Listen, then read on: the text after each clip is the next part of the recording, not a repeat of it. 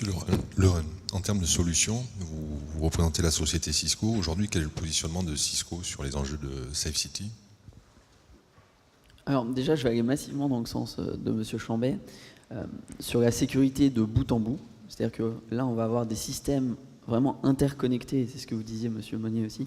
On va avoir des systèmes interconnectés très complexes avec des caméras de surveillance, avec tout type d'objets déjà qu'il va falloir sécuriser en amont. Mais ensuite, sur ces systèmes interconnectés, donc par des réseaux, ces réseaux-là, déjà, on va concevoir la sécurité au centre de ces réseaux. C'est-à-dire qu'on va prendre l'infrastructure, et déjà, ça va être un élément de sécurité.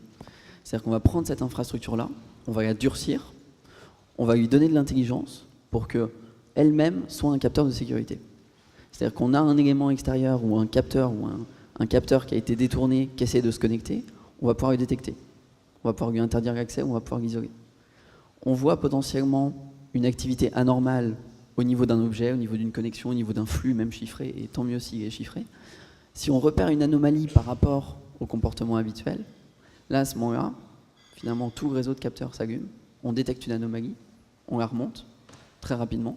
Idéalement, on détecte justement une anomalie en l'espace de quelques minutes ou quelques secondes, et non pas quelques mois ou quelques années pour y remédier. Donc on peut, finalement, avec ces systèmes vraiment de big data, c'est-à-dire on regarde tout ce qui se passe, toujours rogue de capteurs, on corrèle tous les éléments, on remonte l'intelligence, ça nous permet de détecter des anomalies et d'agir très rapidement sur ces anomalies. À la fois à l'échelle locale, donc vraiment avec ce réseau et diverses solutions qui jouent au rogue de capteurs et ensuite qui assurent la protection, et à l'échelle globale. C'est-à-dire que vous imaginez finalement toutes ces solutions de sécurité à travers le monde qui remontent de l'information sur des menaces et qui permettent, donc toutes les secondes, on détecte à peu près une douzaine de nouvelles menaces à travers le monde, de nouvelles menaces uniques.